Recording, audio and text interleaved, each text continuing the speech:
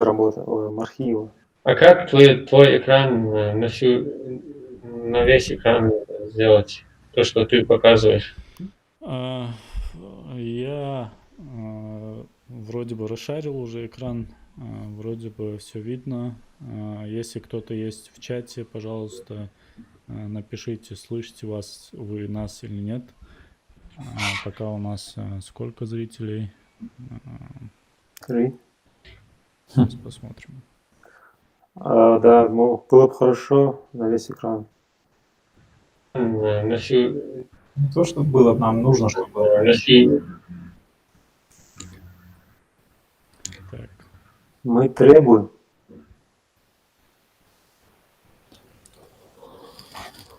вы мой экран видите не на весь экран, что ли, или как? В квадрате. В принципе, мы можем смотреть на YouTube. Да, вы YouTube можете смотреть. смотреть YouTube, да. YouTube, ну, Ну давайте. Без звука, да, получается, вот надо так. смотреть. Ну, Сейчас нормально? нет. Мгм.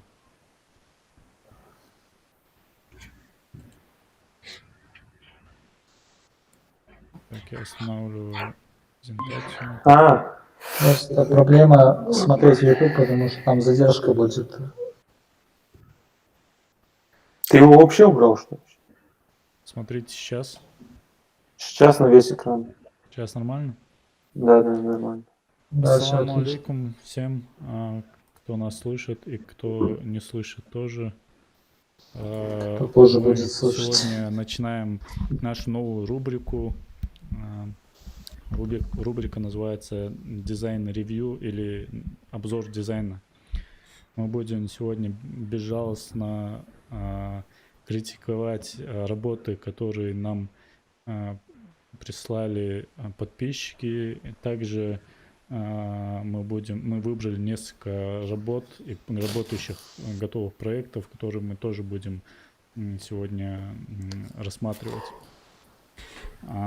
Так что, если ты, наш дорогой зритель,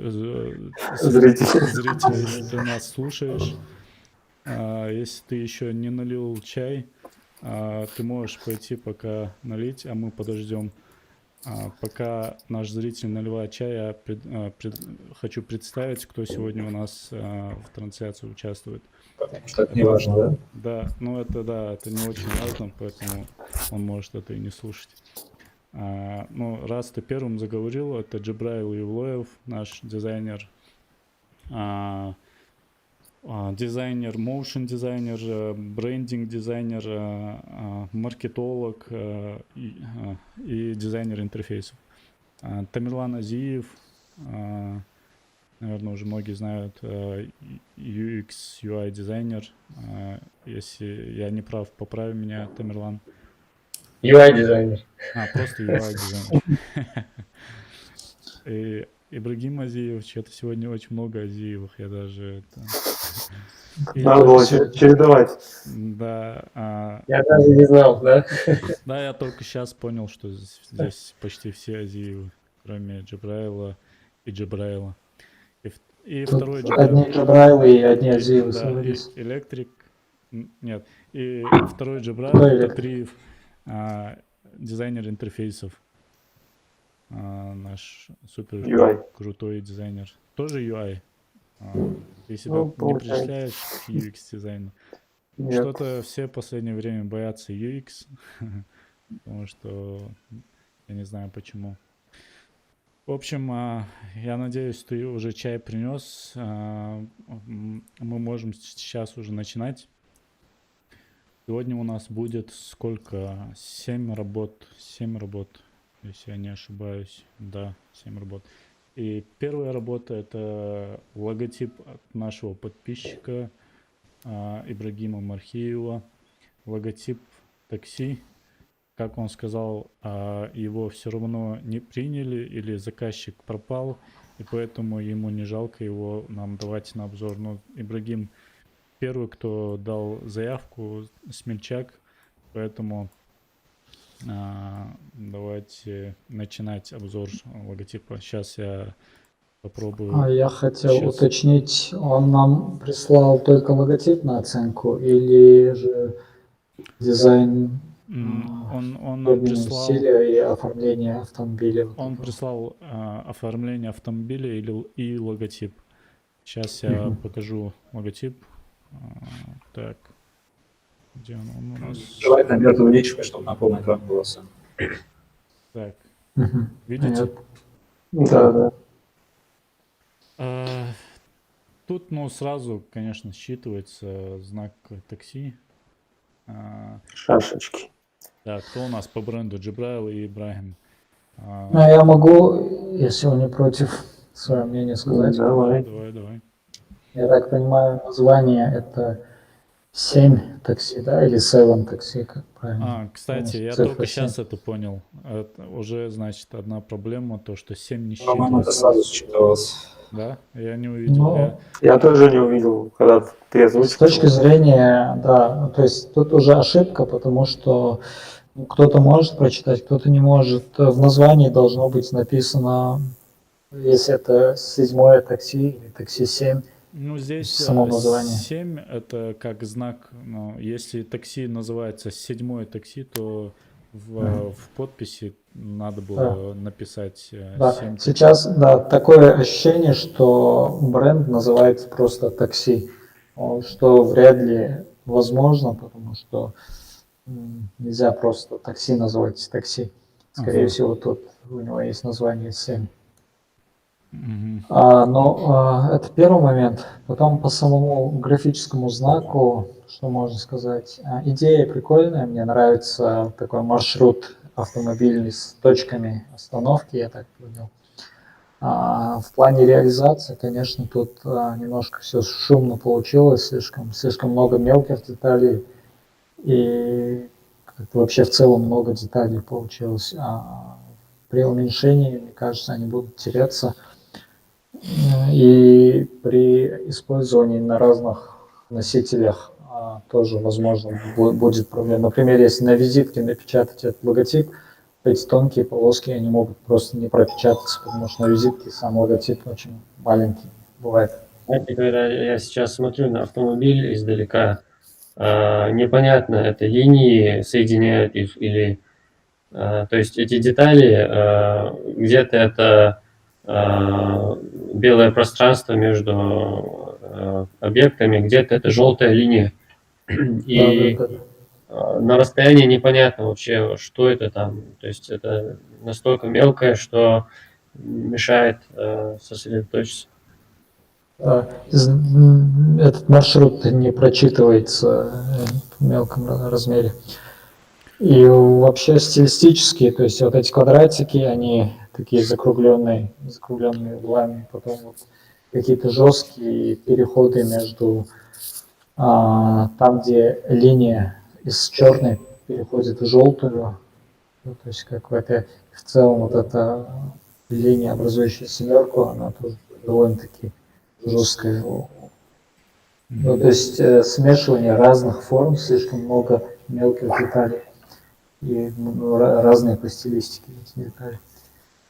Вот, кажется, вот главная ошибка. Смотрите, наверное, будем друг друга перебивать тогда, чтобы как-то процесс чуть побыстрее шел. Давай. Потому что Ибрагим, в принципе, почти все сказал. То есть непонятно вообще, зачем вот эта линия, которая как бы соединяет, и как бы Ибрагим увидел, что это маршрут. Ну Но да, это не это очевидно. чекпоинты, видишь, точки, линии маршрута. Да, чтобы вот эти 4 квадратика, не просто 4 квадратика, а чтобы они цифру 7 образовывали. Понятно, зачем это линия. Это еще видно вот на увеличении. Вот если мы посмотрим на машину справа, там эти линии абсолютно не видны, и непонятно, что они взаимосвязаны как-то. То есть там 4 разрозненных вот этих у нас шашки.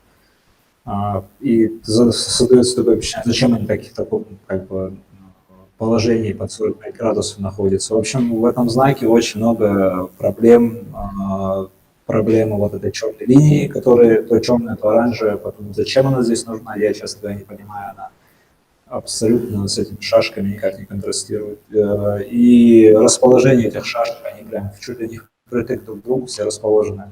И так и хочется справа снизу пятую шашку нарисовать.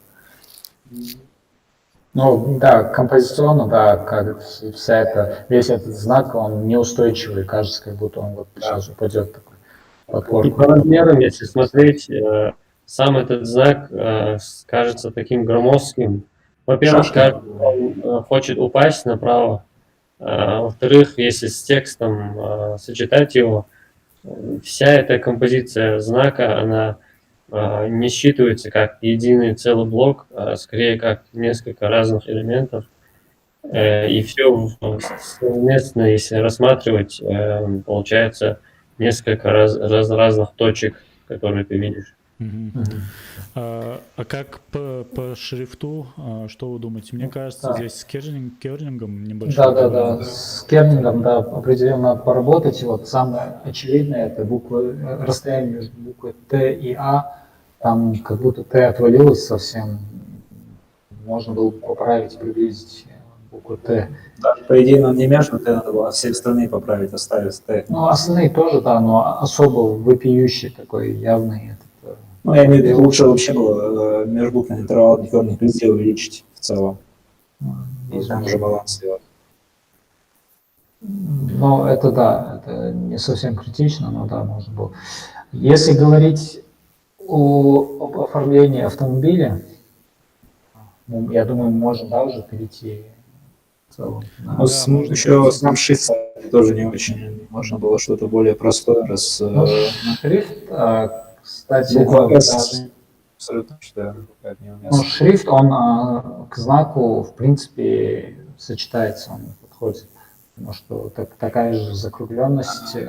Буква «С», я бы не использовал такую «С». А? Плохо считываемая «С». Она очень на «О» похожа. Да нет, При вообще. отдалении она снова начинает путаться. С О вообще нет. Там, ну, не знаю, я вообще не На знаю. мой взгляд, самое лучшее, то, что есть, это как раз-таки шрифт здесь. Он читается легко. Да, сразу шрифт нормальный, понятен. так, читать. Единственное, да, кернинг поправить, и, в принципе, он жизнеспособный уже будет. Мгм. Что-то мне... По автомобилю, я бы сказал, то есть, я так понял, он использовал карту в качестве элемента фирменного стиля, но Да, это кажется, что- слишком шумно и Да. всё Во-первых, на этой карте. да, во-первых, вообще нету какой-то взаимосвязи с логотипом у такого фирменного стиля с картой. Во-вторых, издалека вообще кажется, как будто это камуфляжная какая-то окраска. Ой, я до сих пор, пока вы это не сказали, я думал, что это камуфляж какой-то. Да. Да, И, проблема в том, что карта сама по себе не считывается как карта. да. Её не видно. И плюс еще я не могу представить, как это можно реализовать вживую. То есть это нужно Это будет полностью очень дорого. да, в пленку обклеивать всю машину. Обычно, когда что-то такое делается, там, вот если убрать карту и оставить вот эти желтые клетки, которые ушли, вот, реализовать такой винил не проблемно будет. А когда всю машину обклеиваешь, это уже проблема. И насчет этих желтых квадратиков, то они тоже как бы какого-то интересного в фирменном стиле не представляют, какого-то паттерна, потому что это стандартные квадратики. И к тому же они, я так вижу, они не такие закругленные, как в логотипе. То есть это просто как бы... Да, раз уже задается какой-то стиль в самом логотипе, можно было продолжить это в визуальном языке. Да. Сделать взаимосвязанные шашки. Да. Ну, как-то, чтобы логотип раскрывался уже в фирменном стиле. А сейчас они живут отдельной жизнью. Это просто стилизация была здесь, которая, в принципе, да, никак не сочетается с логотипом. Так, наверное, можно уже перейти к другим работам, потому что у нас... Кстати, впереди- еще один момент, вот Ибра отметил, но надо понимать, что когда оклейка делается, то в любом случае должна быть аппликация. Потому что если делать рисунок, то это будет самоклейка, и она моментально выцветает. То есть, ну, тут как бы такое дополнение небольшое, что надо делать одноцветные какие-то вещи, чтобы это легче было наклеить, и это долговечно будет. Ну да, это то, что я... Это уже не столько дизайна, сколько функционала. Нам в комментариях пишут, у одного из вас микрофон эхо дает, не очень приятно на слух. У меня, давайте узнаем у кого. Это у меня и у Джабраева, у кого. Хорошо было бы, если бы сказали. Наверное, надо всем по очереди выключить свой микрофон, и тогда будет понятно. Давайте я выключу, например. Так, раз, как слышно меня? Я думаю, сейчас меня слышно нормально, да? Тебя Да, слышно, меня вот если эхо до сих пор осталось, Мне кажется, это знаете. как раз Джабраил был. По крайней мере, у вас двое Джабраилов сейчас выключили свои микрофоны. Кто-нибудь включите свой. Теперь, Ибрагим, ты выключи. Я включил микрофон. Ибрагим, выключи. Так, секундочку. Вот теперь есть их? Уже норм, говорят. Тут, скорее всего, сочетание меня и Ибрагима. Да, Да, вы рядом друг сидите. другу- вы же в поэтому- одном помещении сидите. Да, по друг другу еще дает. Просто можно выключать микрофон, когда кто-то разговаривает. Да, так и будем делать. Все. В общем, хорошо, тогда давайте перейдем к следующей работе. Следующая работа это нам скидывал Ибрагим Аушев. Насколько я понял, над разработкой, над бэкэндом он сам работал. Не знаю, кто работал над дизайном, но вот сайт по доставке еды в Ялте номер 1. Мгм. Громкая заявка, конечно, номер 1. Но будем надеяться, что это так и есть. А Ялта это Россия? Ялта это Крым. Украина, Крым. Крым. Да, ну, кто-то Крым- считает Крым Россию. наш. Кто-то считает Украину. Сейчас наш. Это не важно. Оставьте эту тему. Да. Я предлагаю начать с логотипа, раз уж мы затронули тему фирменного стиля, и потом уже перейти на UI. Берг, можешь приблизить логотип? Да, было бы хорошо. Так, как это сделать? Ну, обычный зум. Кстати, если до сих пор вот Джабраил отключил микрофон, если у меня до сих пор шум, и если проблема, скажите. И я хотел уточнить, он нам присылал эту работу для оценки сайта или включительный логотип? То есть логотип тоже его работа? Его тоже нужно оценивать? Логотип вряд ли его, и вообще дизайн не его работа. Он просто прислал сайт, чтобы мы его оценили. Поэтому я думаю, можно и логотип. Учитывая то, что мы здесь собрались не только UI-дизайнеры, то есть можно и то, и другое. Существует небольшая проблема, мы просто не знаем историю этого логотипа. Возможно, было что-то предшествующее, и как бы мы сейчас судим, получается, только вот по окончанию, по результату. Ну, здесь написано бургер and steak, доставка. JROO. Это, наверное, основное, Аббревиатура. да, основное то, что они доставляют, но есть и дополнительные какие-то вещи. Ну, проблему мы здесь сразу видим, то, что тебе пришлось так сильно увеличить, и то нельзя сказать, что здесь все можно рассмотреть. Слишком мелкие детали. Ну да, это больше на иллюстрацию похоже. Да. Нужно было, естественно, его более минималистично сделать. С сайта, наверное, это слишком детализировано. Возможно, этот логотип изначально делался для вывески огромной, и дальше просто адаптировался под сайт без учета этих размеров. Мгм. Так, я предлагаю тогда к сайту вернуться. Я думаю, здесь по Да. логотипу особо нечего сказать. Да, чисто композиционная проблема и перегруженность деталями мелкими.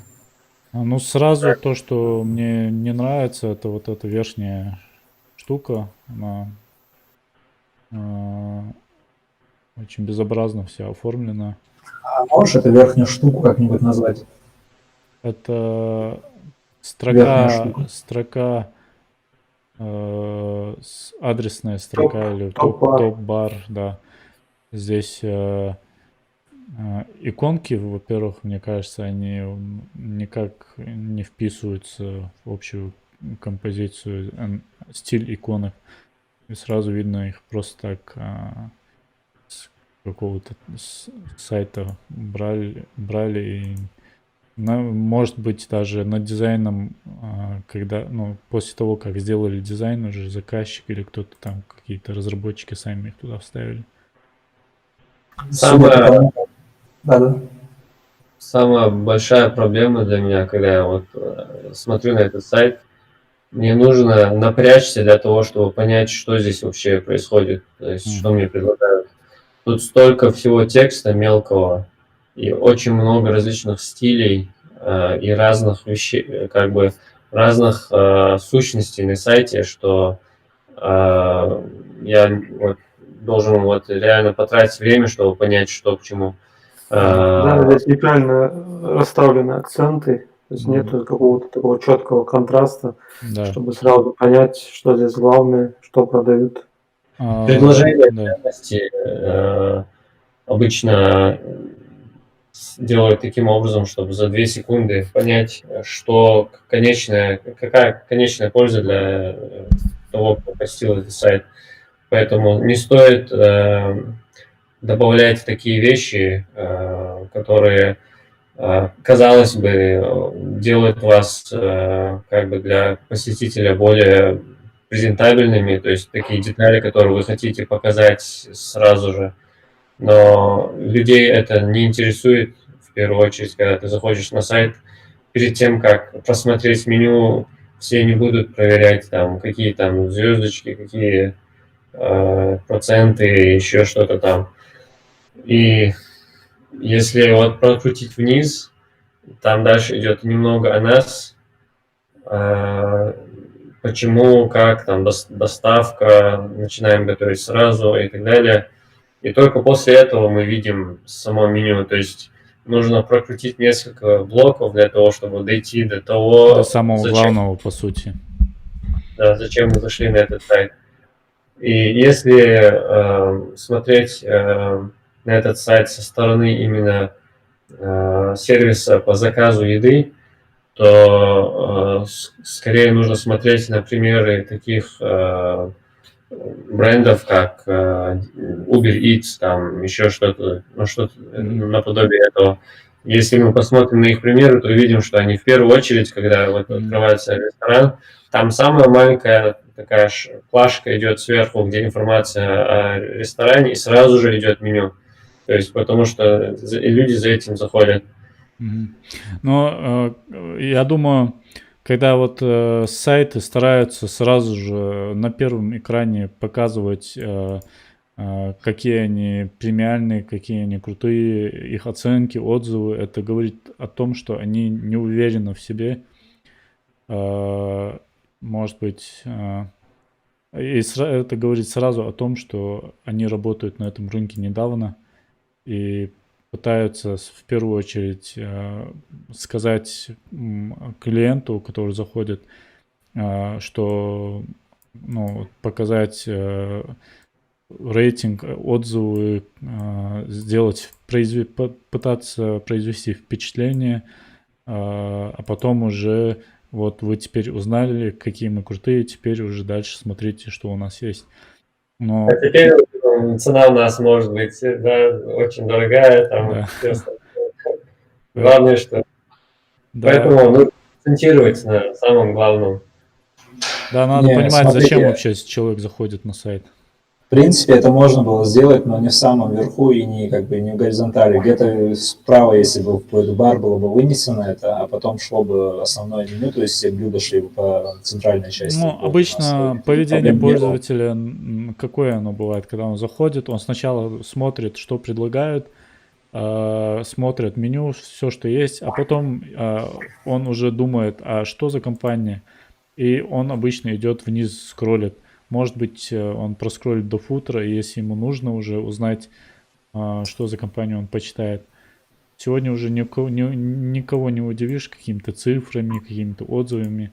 Их можно было красивенько справа. Сейчас они не вызывают никакого такого, бывает, то есть они не притягивают даже взгляд. Если красиво, вообще, аккуратно справа, мне кажется, в принципе, самооценка, ну, это по сути самооценка, потому что это оценка, отзывы, они на этом сайте, и любой понимает, что их можно легко там любой отзыв, любую оценку вывести.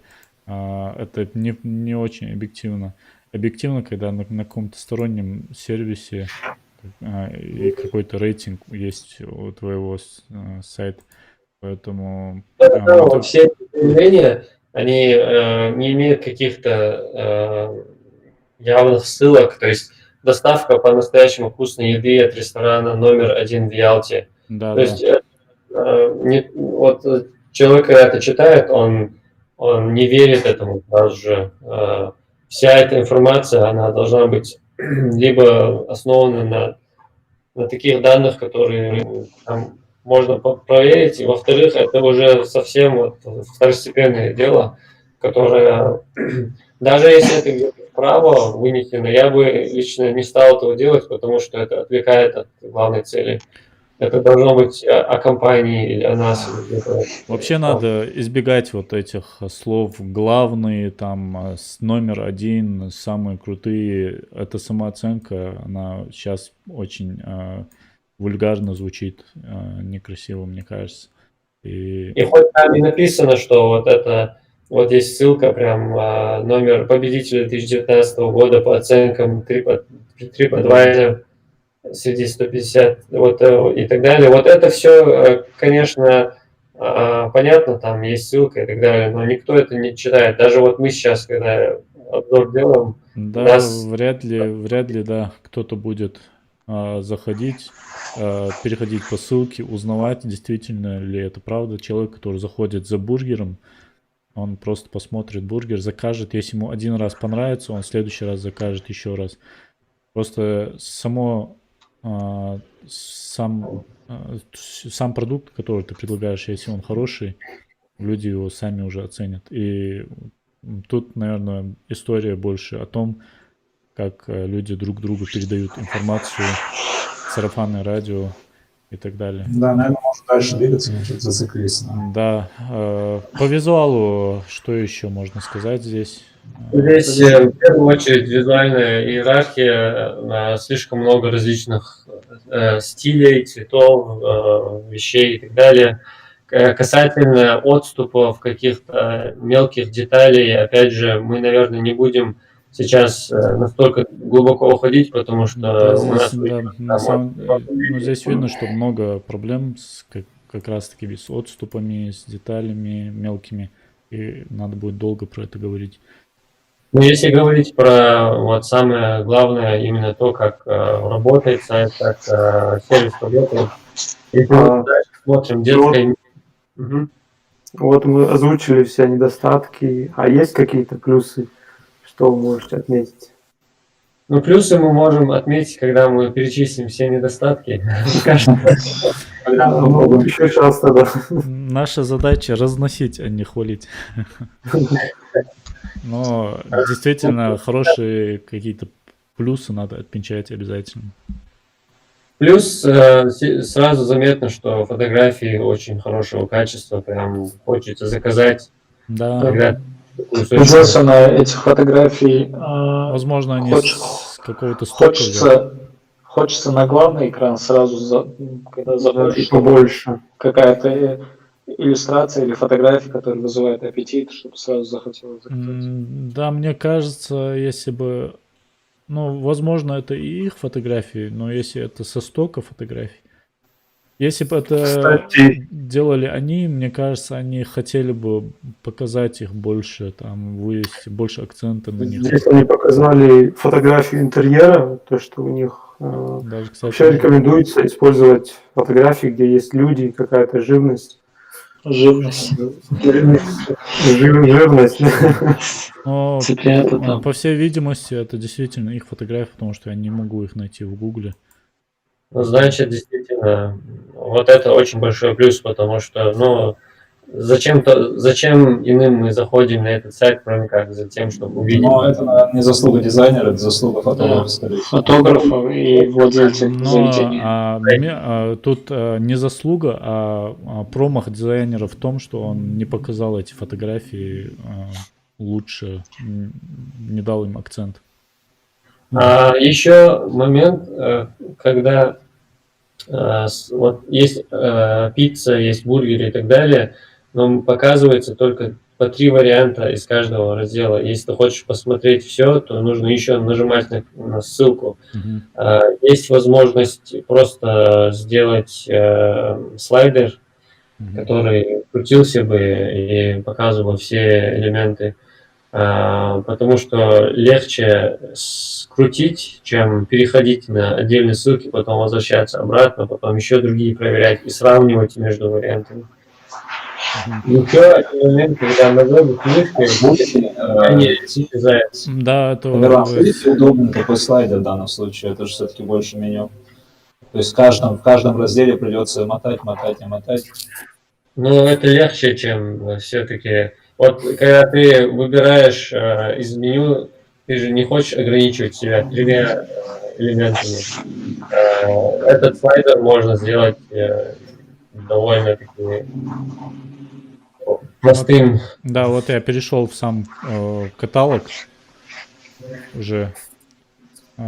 Здесь, во-первых, почему-то на одной странице всего 6 блюд, может у них их нет, я не пойму сейчас. Давайте в другую зайдем категорию. Да, здесь Это больше. любые детские. Да.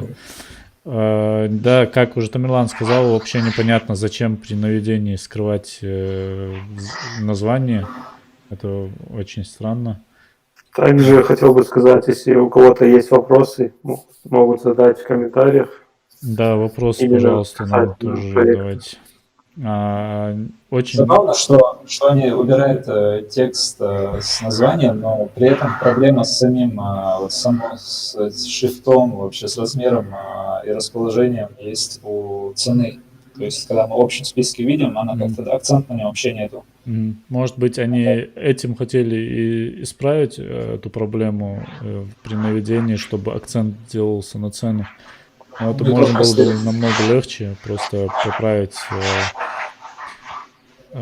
типографику и все. Здесь очень большие проблемы с отступами, мне кажется. Нету разделения пространства неправильно. Где-то слишком большие пустоты. Непонятно, зачем дублируется информация с закусками. То есть мы зашли в раздел закусок, и на каждом блюде мы видим, что написано закуски. Да, кстати. Зачем? Да. Это, видимо, сделано... А если интересно, здесь есть общий список товаров? Почему здесь на главной кнопку другого цвета? На той странице и был общий список, но он был внизу. И это, кстати, была ошибка. Если ты вернешься на предыдущую страницу, Так. там внизу есть все блюда. Вот это должно по умолчанию стоять наверху. Да, это неправильно. Да. Перефильтровать по секции. Это должно Вы быть заметили, что цвет кнопок у них отличается на главной и в каталоге? Здесь он более светлый, зеленый. Да? Ты имеешь в виду так? На главной он какой-то более яркий, что ли. Ну-ка, открой. Ну, это, мне кажется, не досмотрели просто. Да. Это ошибка уже верстальщика, скорее всего. Так, заходим сюда, дальше смотрим. Опять же, вот мелкие такие проблемы там с тем, как иконки, допустим, они слишком детализированные слева в меню. И очень маленький размер для таких детализированных иконок не подходит. То есть лучше делать какие-то простые иконки. Да. И еще там этих иконок с текстом тоже как-то не выровнены, и непонятно, что к чему. Еще непонятно, зачем ставить иконку с глазом. То есть это для того, чтобы раскрыть эту пиццу, да, на картине. Здесь, если ты кликнешь на саму карту, происходит то же самое, поэтому да, я думаю, это лишний элемент. Вообще это не нужно. Ты и так можешь кликнуть, открыть. Это достаточно очевидно, что по карте можно кликнуть. Вот здесь у них уже добавить корзину идет совсем другой. Да, здесь уже кнопка другая. Слишком широкая. Нет, и цвет другой, вообще какие-то другие стили. Смесь каких-то стилей. Call to action, как бы призыв к действию должен быть один. Здесь в кнопке есть иконка с корзиной, здесь ее нет. Нету какого-то единства стиля. Да. Вот эти... Вообще все иконки на сайте, они из разных наборов. Здесь одного типа иконки, здесь другого, здесь третьего, здесь четвертого. Стиль иконок должен быть на всем сайте соблюдаться, и он должен быть один. И потом, опять же, фильтр стоимости. Категории идут сначала, затем фильтр, который, вот, во-первых, по отступам фильтр, он ближе к категориям, чем к самому фильтру. Мгм. Во-вторых, он теряется, только когда прокрутил, ты увидел, ты Да. можешь это увидеть. Стоит подумать над расположением категорий и фильтров. А это что за окошко такое? Мы в Инстаграм. Какой-то Ну, необычный. здесь уже дальше самодеятельность идет. М. Ну, это, походу, плагин какой-то специально прикрутили. Ага. Да, это Ну, видимо, он верстальщики, либо скорее он не всего. работает у меня, либо не подгрузился, какая-то Я проблема. предлагаю уже тогда Да, двигаться давайте, дальше, я да. думаю, Не слишком, да. в принципе, давайте я быстро посмотрю, как идет процесс оформления. Самое главное, не посмотрели. Здесь шаги. Кстати, картина не обновляет количество добавленных элементов иконка. Да, Э, тоже проблема. Цена есть, но вот иконка не Да, показывает. непонятно, сколько товаров там лежит. Ну, здесь, опять же, много проблем с отступами, с визуалом много проблем. Я думаю, здесь можно уже переходить на другой проект. Давайте. Что у нас следующее? Я предлагаю что-нибудь поинтереснее посмотреть. Ну, допустим, давайте перейдем к словарю Дошлорг. Это проект нашего всеми любимого молодца Хаважа. И самое интересное, этот проект он сделал полностью сам, включая дизайн. И поэтому мне вдвойне будет интересно посмотреть дизайн, который делал разработчик. Да. В общем, могу сказать, что после просмотра работ уже как-то приятно видеть дизайн, который не имеет каких-то явных проблем и так далее. Но если уже придираться, так как мы за этим сюда пришли, то в первую очередь отмечу, что текст на главной странице, то есть на баннере ингушский онлайн-словарь, он плохо читается. Слабо контрастный. Особенно, когда видео сзади светлое. Да, есть стандарты, так называемые accessibility на сайтах, особенно которые посещает много людей. Необходимо, чтобы определенный уровень контраста был текста, главного текста на сайте по отношению к фону.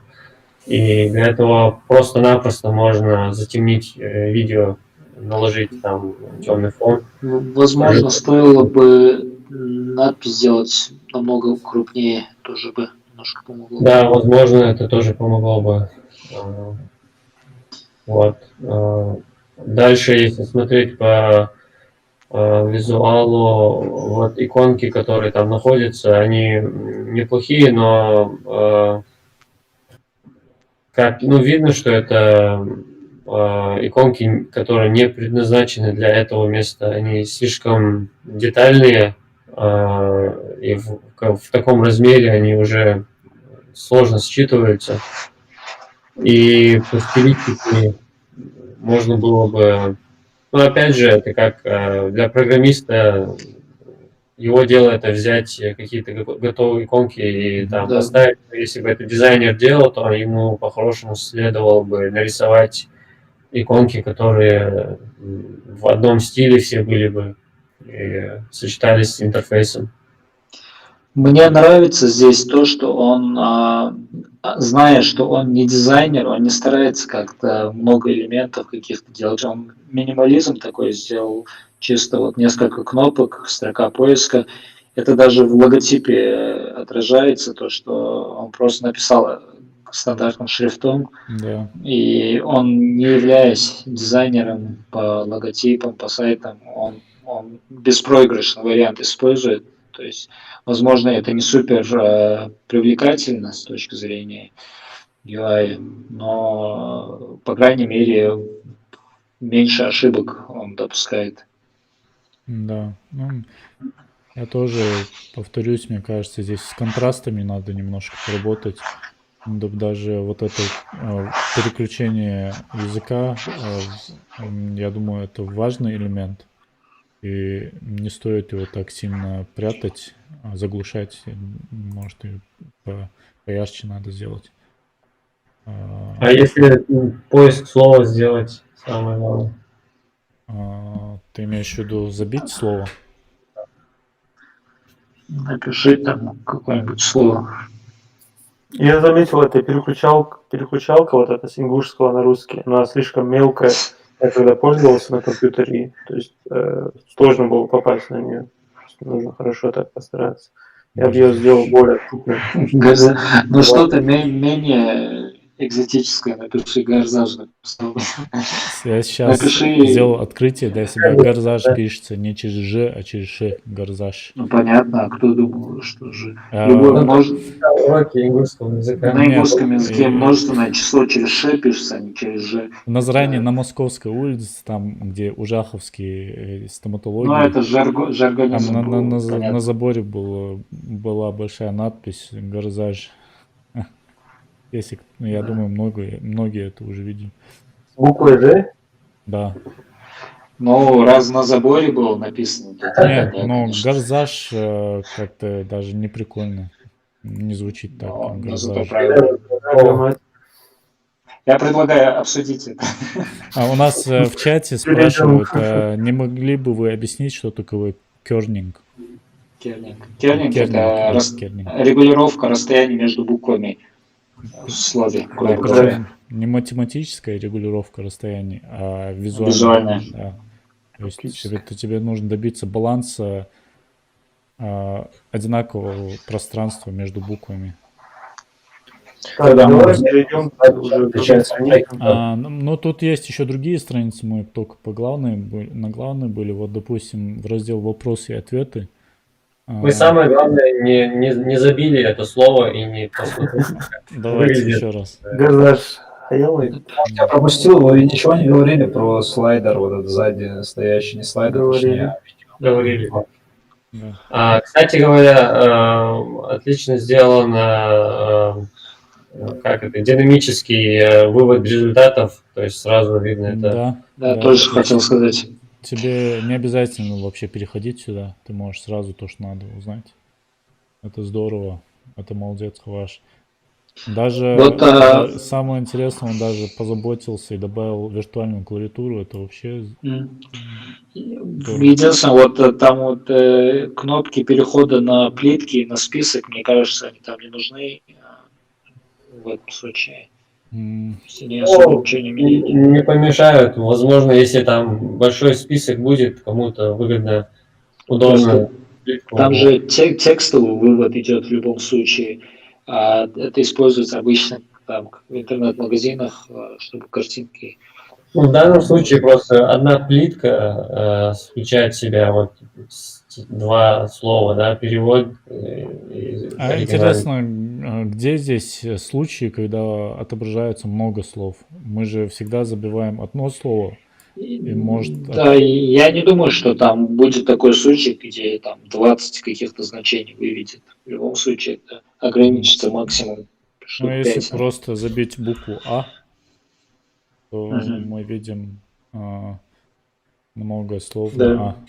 И, кстати, плитки здесь правильно сделаны, потому что у него там функционал шарить, еще 3 точки, там еще что-то дополнительное. Переключи-ка сейчас на список. То есть, в принципе, я не думаю, что это лишнее. Ну, кому-то... Если бы здесь было, знаешь, если бы это мешало, эта иконка как-то, тогда можно было бы ее убирать. А вы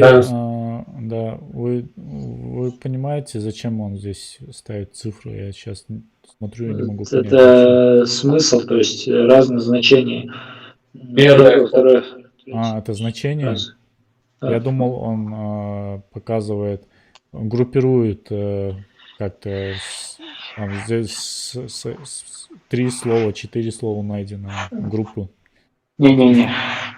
Мне кажется, это не очень понятно. Честно. Обычно Потому словарях что ставят цифры, но не в таком виде. здесь у нас идут цифры, а дальше у нас они не идут. Не идут, потому что дальше уже другие слова. Другие Другие, слова. И да, мне да. кажется, нужно сделать разделение, что у нас это основной поиск, и Да, и другие дополнительные слова, варианты. дополнительные варианты, их как-то надо разбить. Берт, нажми на play, что происходит? М, Да. Обозой. Воспроизведение слов. Это фишка такая на сайте, любой человек может зайти, поучаствовать в озвучке. То есть ты можешь вот так разрешить микрофон. Вот, кстати, инструкция грамотно сделана. То есть хорошо сделано то, что вот такие детальные вещи, которые связаны больше с софтом, они все равно оформлены в виде дизайна. Единственное, я не вижу здесь, как закрыть все это окно, как выйти оттуда. Да, ну, наверное, просто надо в другом месте кликнуть. Но не помешала бы кнопка. Да. Нам делают замечание, что мы долго застреваем на одной работе. Но, наверное, правда. Да, надо давайте переходить на перейдем, другую. не будем задерживаться. И время эфира Нам ограничено. присылал работу Ильяс Азиев.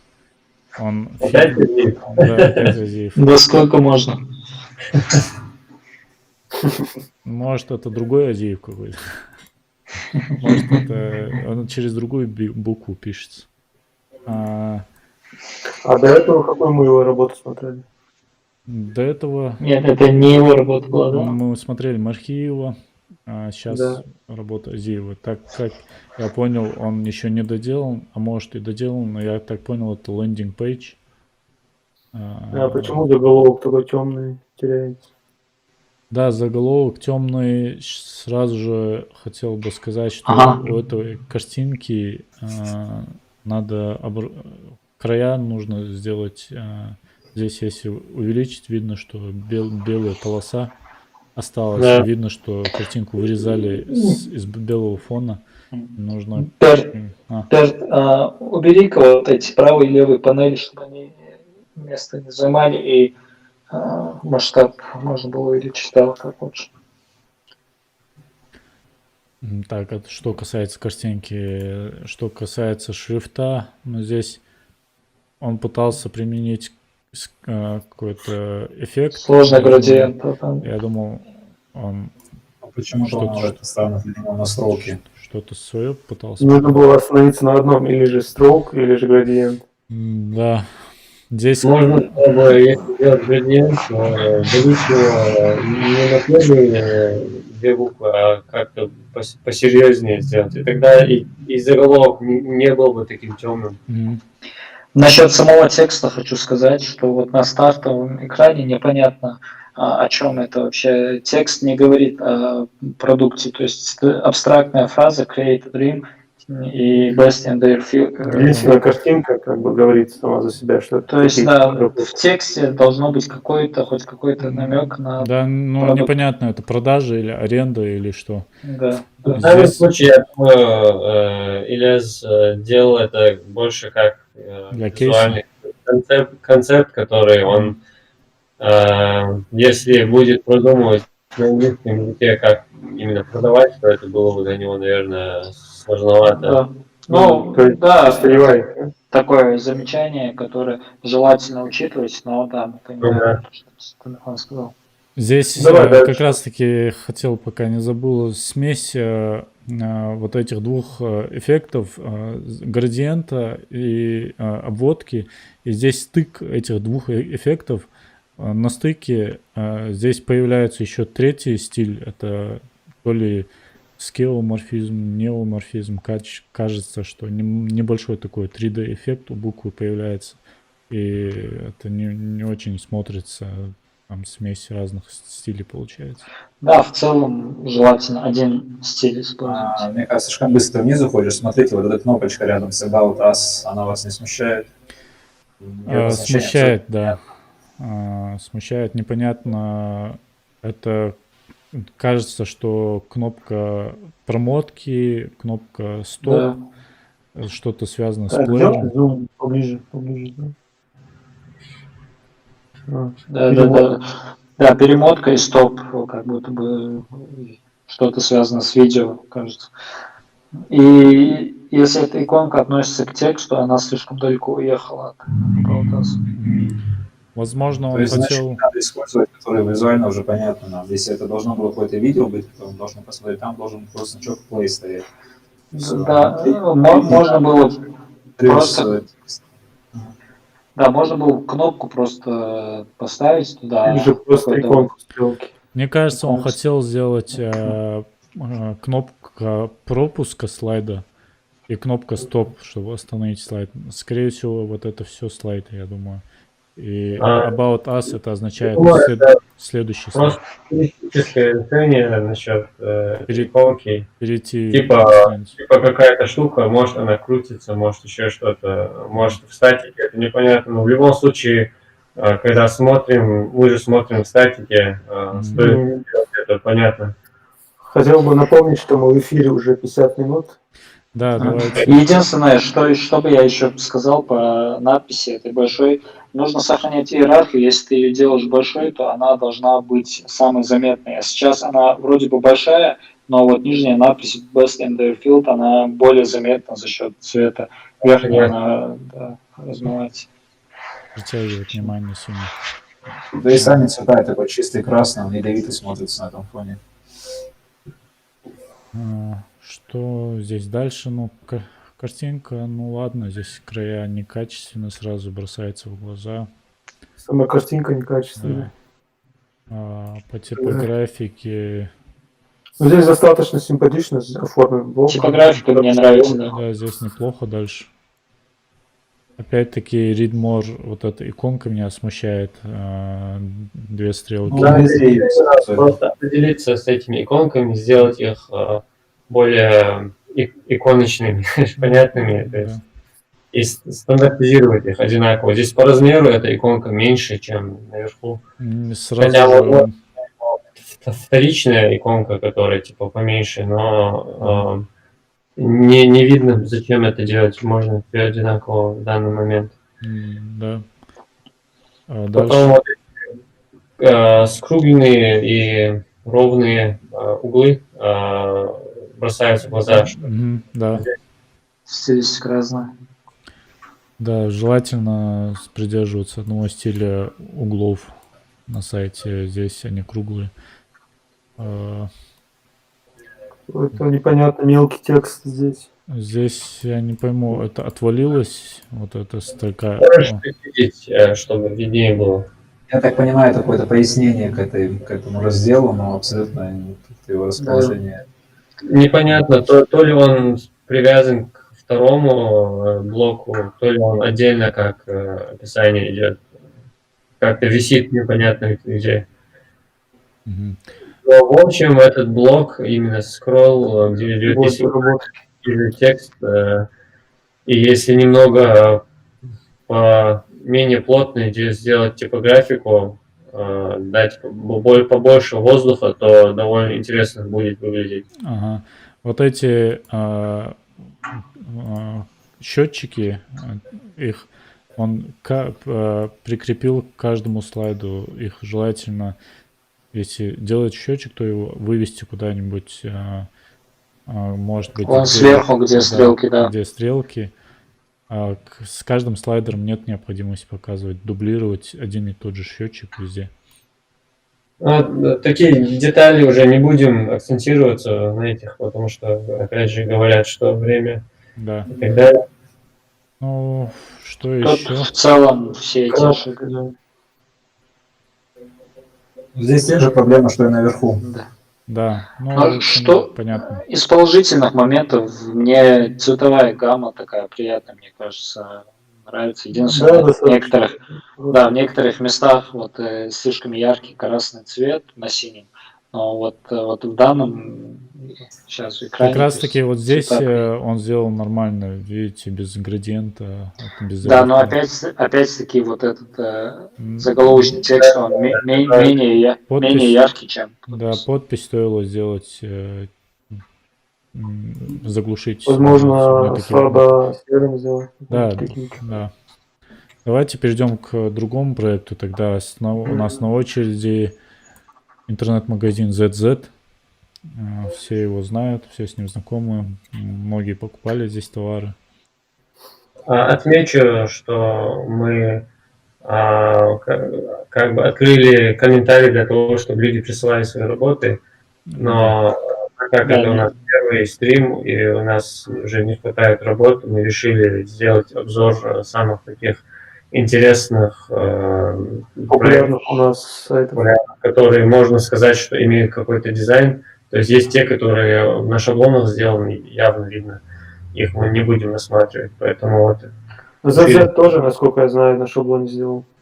Ну, по крайней мере, я слышал, что там дизайнеры Это какие-то. студия разрабатывала в любом случае. Да, и в любом случае это магазин, который давно на рынке, они работают. И вообще, в принципе, наверное, есть смысл показать какие-то ошибки, если они есть. Да, давайте Если перейдем. они, возможно, для них будет польза, если они это услышат. Так, сразу что вы можете Здесь отметить? достаточно типичный формат для магазинов. Слева раздел с категориями, товары, баннер большой. Ну да, я так понимаю, тут акцент на удобстве сделал, в меньшей степени на визуальном. Здесь вопросов особых не возникает, только если... Здесь слайдер можно было визуально. поменьше. То есть, слишком большой.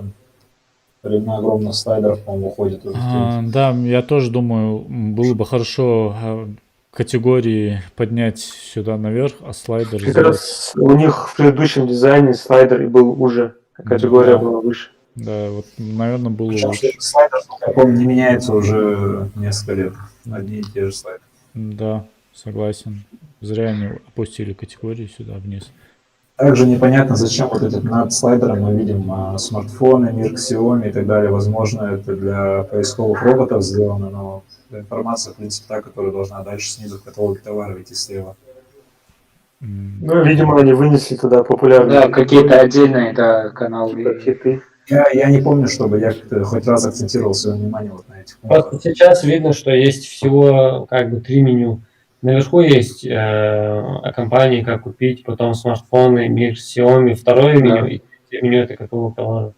Возможно, стоило, если уже сделать какой-то, разделять меню, то сделать два. Один это каталог товаров, а второй это там, наверху где-то в уменьшенном виде ссылки, если это необходимо. Либо их вообще вынести куда-то, В виде карточек, возможно. собрать. Ну, это уже решение мы не можем предлагать сразу же, но проблему можем отметить. Да. Давайте, Здесь выравнивание меню мне не нравится. Непонятно, как это выровнено, то ли по поиску. То есть стоило Ну, это да, сделать по левому, это уже по правому. Теряется Да. пустое, то есть все это можно было использовать. Ага, так, дальше что у нас?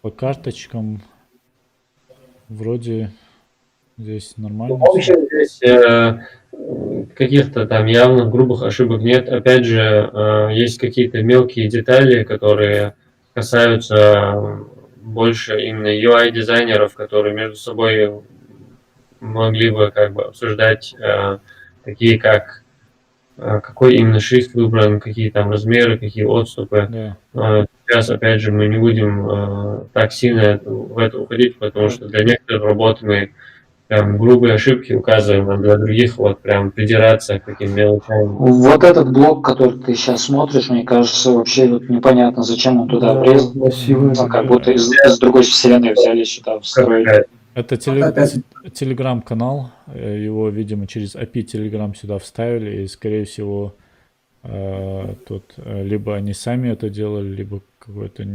Раньше этого не было, добавили. А? Да, все добавили. Да. И Так, а внизу что за категория? Накликни, попробуй. Внизу вот категории. такой Откроется, что ли? выглядит это как будто это реклама, Можешь открыть? шок реклама. А по картинке не кликалось, только по нижнему. Это обновляется страница просто. Да, кстати, это тоже неправильно, надо, чтобы по картинке было. Нет, он не переходит никуда. Это Он не просто переходит, просто обновляет.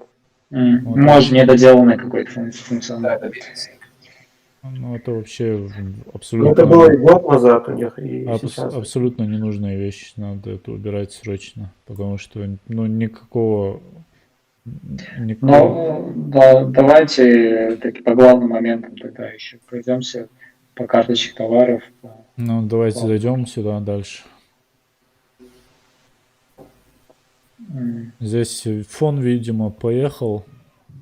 Да, вот, Непонятно, где он да, начинается. слишком все разъехалось. Блок с ценой, он как-то совсем куда-то в сторону ушел. Это, вот по возможно, это центру- из-за того, что у меня большой экран, у меня 2К экран, а если его увеличить, интересно, что-нибудь поменяется. Сейчас посмотрим. В принципе, ничего не Не особо, поменялось. да, вот этот центральный блок с соцсетями, он вообще там. Вообще эти соцсети, они не нужны сегодня. Любой человек, который может, хочет зашарить, он это сделает, скопирует ссылку и вставит куда-то. Да, Да. либо сделать одну маленькую кнопку, когда ты на нее нажимаешь, потом уже раскрывается то, что тебе нужно. Не нужно. Я не помню, когда я вот так кликал, чтобы расшарить. Да. Это отзыв начала 2010-х годов от того времени. Ну вот главная Отголоски. проблема это то, что блок с ценой уехал в сторону, он не рядом с товаром находится. И внутри самого этого блока проблемы с отступами, кнопка там, корзинка тоже прилипла к левому краю, вот эти плюс-минус тоже разъехались. То есть проблема Кстати, типичная внутренних ошибка, размеров. когда пытаются по ширине Да. блока сравнить. Распределить по всему пространству весь контент на самом деле неправильно. Да, лучше группировать. Так, характеристики Здесь товара. характеристики вообще В у виде нас таблицы. на фоне Вы сделали скриншот из программы Excel и поставили картинку оттуда. Да. да. Смотрите, они, по-моему, импортируют откуда-то информацию по Да, паспорт они. Но в любом случае эта информация должна лучше бы ее отображать в белом блоке в отдельном. несколько колонок. Сейчас кажется, что эта таблица выехала из зоны контента и сломалась верстка. Такое ощущение создается. Здесь всё дальше типично. рекомендации. Ну, Вот чё это же ж, проблема. По футеру здесь вроде Так, бы. попробуй добавить в корзину, оформить заказ. Давайте добавим. Ну, каунтер есть, это уже хорошо. Оформление. Ну, вроде неплохо здесь. Да, достаточно неплохо. Понятно все, вводишь данные. Комментарии к заказу. Это хорошо, что они его так спрятали, чтобы не занимал место. Ну, вроде нормально. Ничего не скажешь. Единственное, итога, я думаю, не стоит 2 раза писать итога. В одном месте лучше указать. Все. У них и слева, и справа Да, итоги. да. Здесь по 3 одна и та же цена 3 раза везде повторяется. Попробуй еще один товар добавить. Почему-то очень большое поле занимает товар. А если 2 товара, сколько они будут занимать? Так, нам еще одну ссылку скинули в телегу. Ага. Комментарии. Может, уже на следующий тогда? Сейчас пройдем. Вот здесь почему-то, видите, в зависимости от фотографии размер Да. меняется. Да. Да, проблема. Не стоит в полный размер выводить в корзине фотографию. Достаточно маленькой Ограничение. миниатюры. Да.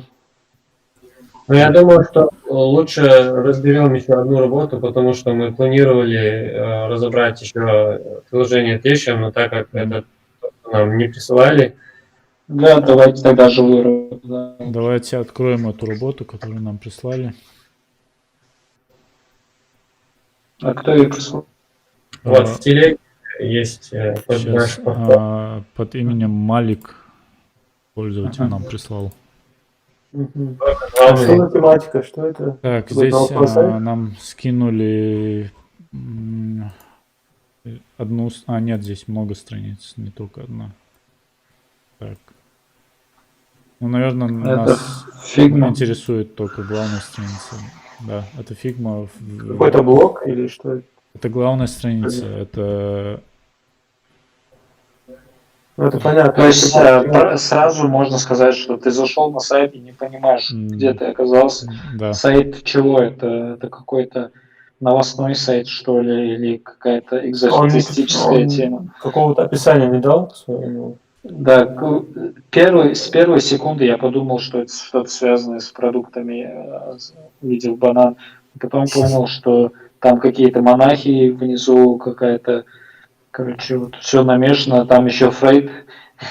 То есть непонятно, что это, для чего это всё. Судя по заголовку, это СМИ Project, ну, наверное, новостной сайт.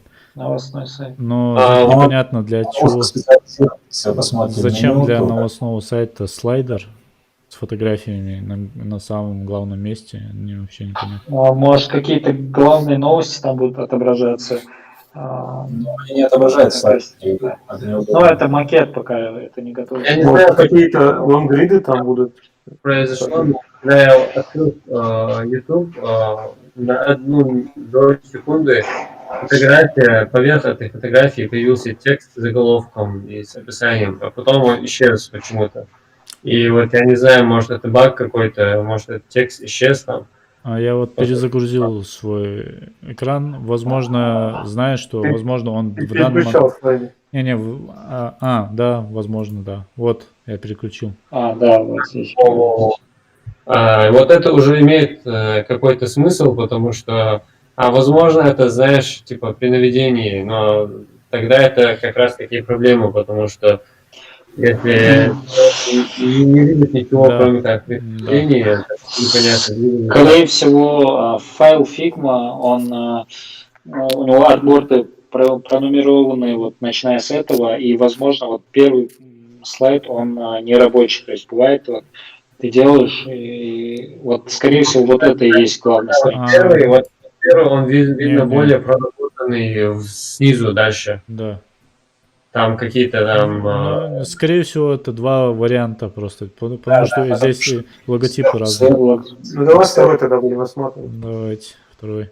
Но композиционно тоже вот этот логотип большой по центру, начиная оттуда. Да. Если это новостной сайт, не нужно на логотип уделять такое... Но тем не менее, он прям приклеен к верхней у нас полю. То есть он прям притык идет, надо было чуть-чуть воздуха, чуть больше, наверное, сверху. Да, здесь проблема с отступами везде практически. Теория близости здесь не работает.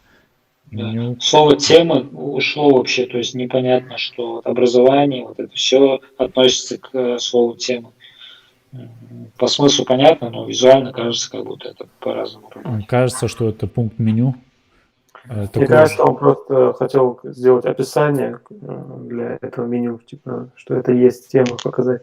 Но это лишнее. Дальше, если смотреть на заголовок на слайде, заголовок настолько длинный, что он воспринимается как текст. Да. Текст работ, да. Сделать ограничение на количество символов. 3 строки максимум, да. 2 строки даже, 3 строки. И, кстати, насчет текста, вот с центральным выравниванием, с выключкой по центру, желательно не использовать такой прием, когда у вас большой текст, потому что когда мы читаем текст, допустим, справа у нас глаз останавливается, и он переходит на следующую строку и ищет начало следующей строки. Поэтому лучше левый край выравнивать, то есть всегда текст выравнивать по левому краю. Не по правому и не по центру, а именно по левому краю. И поэтому он слишком слабый сейчас, то есть размер маленький, потому что если сделать побольше, будет казаться громоздким. Из-за этого и получилась эта ловушка. Стоит просто сделать заголовок. А нам пишут, что он говорит, это один сайт, просто описание с анимацией. Первый сайт. Я не совсем понял. Наверное, он имеет в виду, что вот этот сайт главный. Вот Ну, не совсем да, понятно, непонятно. но первый сайт будем смотреть. Там, наверное, есть этот интерактивный, если ты нажмешь, как это, там, play или что такое, нет там этого Я не макета? вижу. Мы находимся в режиме презентации. Он дал такую ссылку. Наверное, вот здесь. Что-то у меня не включается, ничего не знаю. Может, у меня не подгрузилось. Вернемся. Это всплывающее окно, он показывает, как выглядит плеер в всплывающем окне. Ну, в общем, я думаю... Здесь заметно какие-то грязные вот блоки, карточки, не знаю, что это. Вот здесь фотографии, где идут мелкие и так далее. Один момент хочу отметить, если увеличить дизайн, что-то мы опять сейчас. Ты смотришь... Вот, да. Да. Увеличить, ты можешь увеличить макет? Попробуем. Там снизу лупа должна быть. Так, где он? Нету. Просто смотрим, когда- Попробуй Ctrl плюс зум сделать. Так. Да, вот. хотя бы. Вот, допустим, саморазвитие личности – это тренд или необходимость. Там идет линия, которая близко как бы находится от элементов снизу и от элементов сверху, а расстояние между элементами снизу больше, то есть получается группировка визуально неправильно. Ну, то есть та же самая теория близости или правило внутреннее и внешнее. То есть внешнее расстояние должно быть больше, чем внутреннее по логическим каким-то блокам. Потом сам этот заголовок его разбили на 3 строки, хотя не было необходимости. И из этого Появились справа и слева пустоты, а текст зажался по вертикали. сами эти картинки, в принципе, есть какой-то, ну, какая-то стилистика своеобразная. Ну интересная. да, тут видно, человек работал с печатной графикой, печатным дизайном, то есть чувствуется какая-то взаимственность какого-то журнала, газеты. Вот, Но это не точно. Видно, что человек смотрит за какими-то деталями, пытается что-то интересное применить, но ему нужно улучшить свои знания в Типографии. графике. Вот. Видно, что вот этот человек смотрит на тебя. Да, вот смотрим. Вот эти картинки с оранжевой обводкой тоже, то есть по стилистике, во-первых, с закруглениями, с оранжевой обводкой, как-то они вообще не в теме. Да. Да, лучше бы просто квадратные оставить фотографии. Эти тени, да, реально очень грязно смотрятся. Тени, эффекты, да, все это слишком много. Так, давайте перейдем тогда к следующему проекту. У нас на очереди Что у нас? Taxitation. И это последняя работа, да? Нет, еще Home у нас был. Сейчас я включаю. Тогда тешимся, не опустить и перейти к хламу, в принципе. Ну давайте быстро, мы не будем долго. Давайте тогда. Вот я открыл приложение. Тамерлан пользовался уже. Я, правда, ни разу не пользовался приложением. Я обычно заказываю через телефон. Поэтому что ты можешь сказать, Тамерлан, про удобство? Я буду говорить о самой большой проблеме этого приложения. То, что когда ты заказываешь такси, никто не принимает твой заказ, хоть ты добавляешь 50-100 рублей, сколько угодно добавишь, машины тебя не видят просто или не принимают. Хотя если ты, по крайней мере, раньше было такое, что если я звонил в Тешем, то сразу же мне прислали машину по телефону. То есть проблема какая-то в бэкэнде или в чем, я не знаю. Но это именно проблема в Функционал. работе. Ну, это, наверное, не проблема дизайна, а проблема их внутреннего сервиса, как у них обрабатывается заказ. Говоря, и создает какое-то впечатление от приложения. Это самое главное, то, как работает оно. Ну да, все взаимосвязано. Если приложение не работает, то есть дизайн он направлен на то, чтобы все. Я позвоню по телефону и могу заказать, то получается, что проблема в приложении. Ну да. Касательно визуала, вот прям начиная сверху, допустим, вот меню, очень грубая иконка, большая, близкая, если ее вот да, открыть близко к краям вот этого круга, Да. который Да. Кстати, когда ее открываешь, иконка такой же, то есть 3 полоски Остаются. остаются. То есть, да, нужно, чтобы крестик был или как-то нам понятно было, что ее закрывать можно. Либо хотя бы вообще убрать эту иконку. Да. Потом, опять же, вот меню если открыть,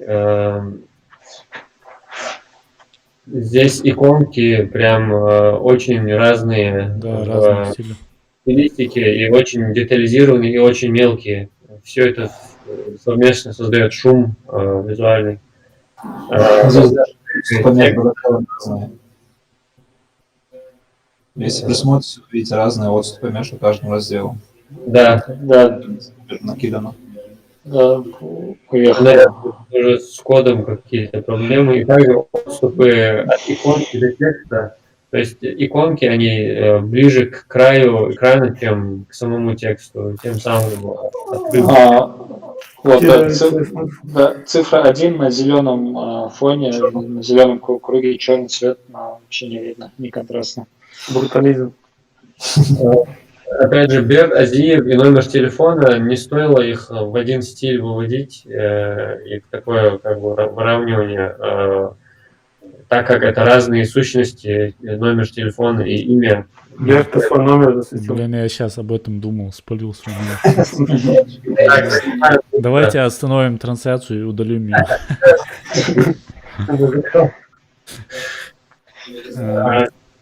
Теперь, если мы смотрим на адрес Гамурзиева, написано большими... Адрес тоже спалил, кстати. Ну, адрес, кстати, не точный, поэтому вы только примерно сможете его найти. Зато бы уже уехали.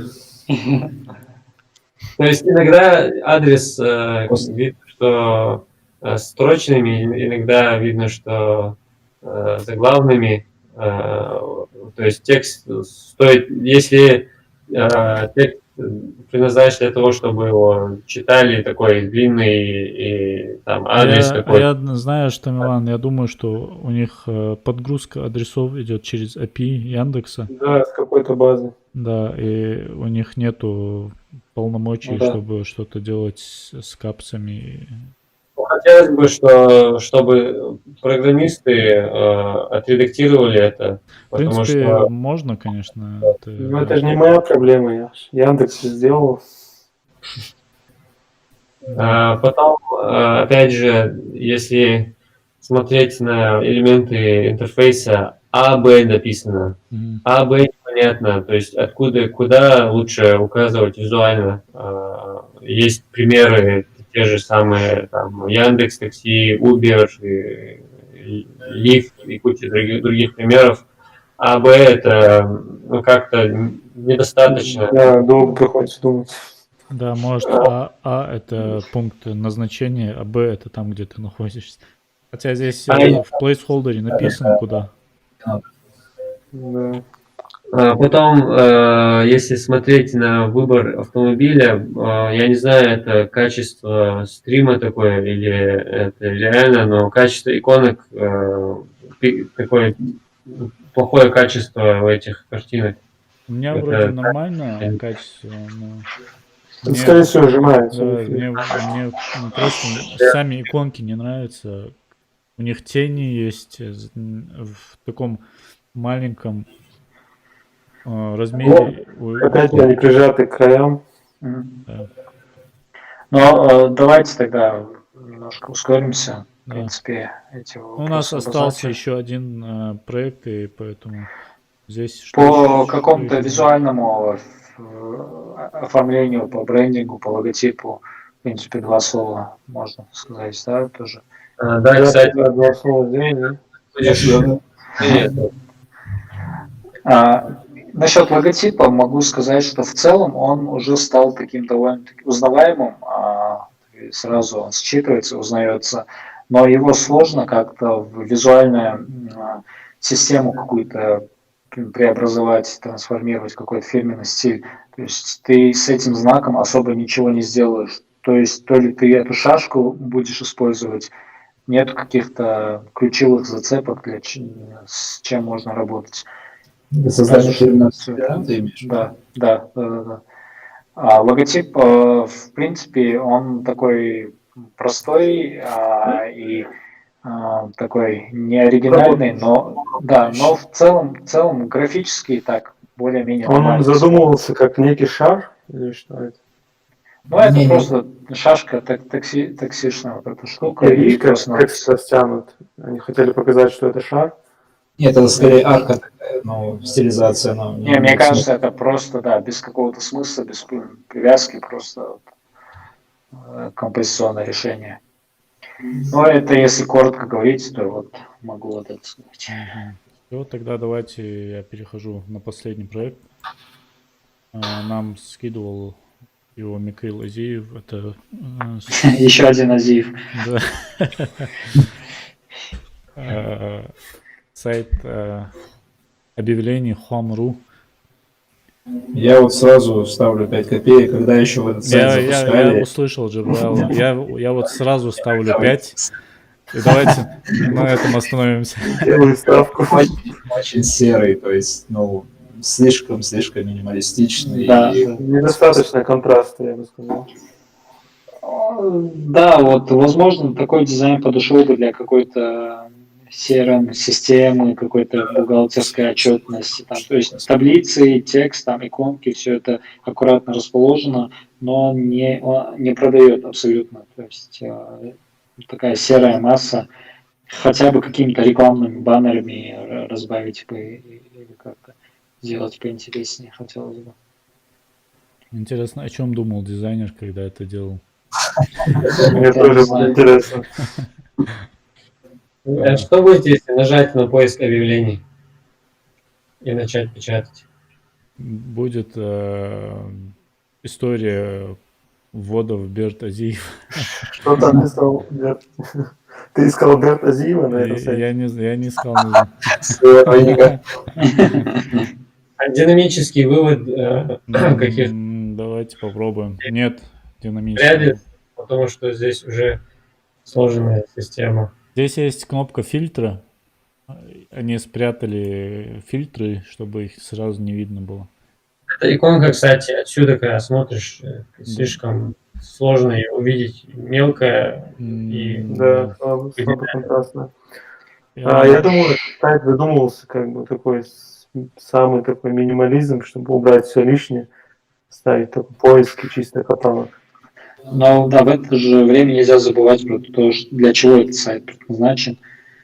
Он как-то человек, который заходит что-то найти, он сразу как-то чувствует какую-то скучность, серость, у него нет. Нету какого-то веселья, да, вот это, Да. жизнерадостности. Либо какие-то, не знаю, баннеры из какие-то такие штуки, больше интерфейса, больше Когда цвета. заходит Добавить. человек, хочет поискать себе какой-нибудь телефон, и эти цвета, все это настолько удручающие, давят на него. Он спохватился. Что он купит кастрюлю и... Да, он подумает, зачем мне этот телефон, все равно. Фазан, не откроет фазан и купит. Он купит фазаны и кастрюлю и сварит целую кастрюлю фазана. на самом деле, этот сайт по формату похож на приложение. Вот для приложения вот такой формат был бы нормальный. То есть ничего лишнего нет, все понятно, но для сайта, да, скучновато. И мы... Как мобильная версия ВКонтакте. В принципе. Да. Что типа того. Так, Открой открываем какое-нибудь объявление. фазаны. Кстати, Первый раз нельзя сказать, что есть какие-то ошибки, опять же. Ну, сделано все довольно-таки нормально, чисто. Вопросы к тому, как это контрастирует или как это воспринимается, больше уже субъективные какие-то комментарии. Да. Но Как это в влияет на целом настроение? по функциональности, по удобству, я бы сказал, очень хороший сайт. И если бы добавить немножко живости, как мы сказали, и приложить усилия к раскрутке, мне кажется, этот сайт Что хорошо допустим зайдет. туда вход живой, живой. Живности, если добавить туда еще. Кстати, логотип у них неплохой даже. Да, А что он нормально. обозначает? Это некая бирка, что ли? Ну, это оторванное объявление бумажное. Вот, Да. Можно попробовать добавить объявление. Тут видно, что можно добавлять без регистрации. Ты вводишь, Или без регистрации и смс. да, видишь, вводишь какие-то данные. Здесь понятно, вроде просто все. Форма, да, достаточно удобная. И я вот, как вы думаете, вот логотип, то, что вот с левого края идет, а форма по центру, это как-то нормально, это проблема? Не стоило как-то... Что ты говоришь? Слева что идет? Я говорю, логотип, то, что слева стоит, а форма по центру. То есть это не проблема. Не кажется, что логотип как-то отдельно... Ты про какой логотип? Ой, не логотип, заголовок. Ну, здесь разделение добавить. идет линии. Как-то эта часть с заголовком, она как-то отделяется и как отдельная сущность. Ну, я не Ну то, думаю. что вот это же заголовок относится к этой сущности нижней. Не стоило ли их по одной линии выровнять по левому краю, например? Ну, это зависит от того, как другие страницы сделаны. Я не знаю, как там, но иногда такое решение приходится делать, когда ты, допустим, хочешь выровнять по левому краю, но есть другие страницы, где по-другому это работает и так далее. Ну, тут я понял, он хотел, чтобы вот эту центральную ленту, ширину центральной ленты, чтобы она сохранялась здесь. То есть кажется, как будто можно было вот эти белые пространства уменьшить по бокам, но это сделано для того, чтобы сохранить это, да? Ну, в принципе, можно было бы всю эту колонку прижать к левому краю, сохраняя ширину, и оставлять справа Да. пустое Да, пространство. да. Мне кажется, Тоже как так. решение. Ну, это, наверное, надо смотреть, экспериментировать, как это будет выглядеть. И еще вот эти верхние поля, они выровнены по левому краю сначала идут, то есть вот до поля цена, они вот как вот к левому краю, кажется, прижаты, а вот нижние к правому краю, то есть композиционно вот сначала к левому, потом к правому. Вот кнопка «Отправить», вот «Я не робот». Там «Я не робот», это, наверное, скорее всего, программисты делали. А кнопка «Отправить», она изначально, наверное, была вот ближе к полям. В таком случае, опять же, кнопка призыва к действию допустимо, чтобы она была справа отдельно выделена в другом месте. Но опять же, нужно смотреть на систему, как это на других страницах выглядит. Во всех, допустим, всплывающих окнах кнопка должна... Ну-ка, нажми «Войти», ребят. Фокус Ой. не хотите? Вот так уже лучше, да. Да, вот так это работает. Нажми, Берт, «Войти». Так, нажимаю «Войти», нажал. А, здесь по-другому. Здесь А регистрация тоже, да? регистрация. Отдельная форма. Через телефон регистрация. Я бы фон, наверное, сделал темным, а не белым. Хотя, да. И эта тень под формой грязноватая. Да, слишком такая, да, жесткая, грязная. Да, Я думаю, в принципе, мы долго обсуждали Home. Да, и Home, и все остальные проекты мы обсуждали сегодня долго. Может быть, Да, в следующий скорее раз нам нужно меньше работ брать и больше чтобы детальнее обсуждать. Да, зрителей не утомлять и сами, чтобы не затягивали. Окей, так получилось, что мы это в первый раз мы не могли рассчитать, сколько времени это у нас займет. Сейчас мы уже примерно знаем. В следующий раз будем брать, наверное, в 2 раза меньше работ. Ну и немножко детальнее, может будем обсуждать. Если у вас есть какие-то свои работы, неважно, дизайн чего угодно, Возможно, концерты, гастроли сайты, какие-то. плакаты, вывески, логотипы, что угодно, присылайте нам в группу дизайна в нашем сообществе. Если зайти в канал интернет, вы увидите в навигации группу дизайна. Переходите туда и оставляйте свои ссылки. И мы, иншаллах, в следующем выпуске будем разносить этот дизайн. А может быть и нет, если у вас он хороший. В общем, всем спасибо, что вы дослушали до конца. Кто с нами еще остался. Дәрес Холмаснян. Наверное, стоит попросить какие-то пожелания в том плане, что, может, люди хотят в каком-то формате добавить что-то, я не знаю. Да, если вам показалось, что наш выпуск слишком скучный или что чего-то... Вы можете, да, разнести наш выпуск в комментариях, если Да. хотите. Мы нуждаемся в критике. Каждый человек нуждается в критике. Критику нельзя никогда бояться. Если тебя критикуют, значит, ты развиваешься. Ну, если ты принимаешь критику, значит, ты Так развиваешься. без спрашивают. А? Это опять же детали. Что спрашивают? Подтверждения номера нет, как без смс. Подтверждение номера есть вроде бы, когда ты регистрируешься, тебе на телефон присылается код. Потом, после того, как ты нажал регистрацию, здесь становится поле, куда ты должен ввести этот код. И регистрируешься. В общем, хорошо тогда. Аллах ряс холмасян, что дослушали. Ассаламу алейкум. На этом мы заканчиваем. Все. Салам алейкум. Ну, и всё.